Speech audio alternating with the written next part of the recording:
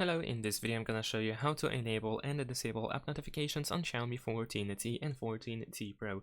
In order to manage app notifications, we need to open the settings. In the settings, you want to go to notifications in status bar, and then over here go to app notifications. Here you will find the list of notifications, or actually apps, and on the right side you have the slider. You can completely turn on and off notifications by tapping on the slider on the right side next to the app. You can also search for a specific app, or you can sort by any other way.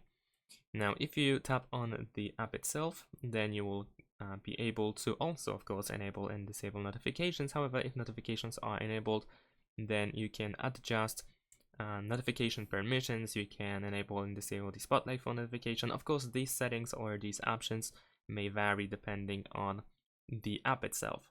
And that's pretty much it. Thanks for watching, leave a like and subscribe to my channel, and see you in my next videos. Bye.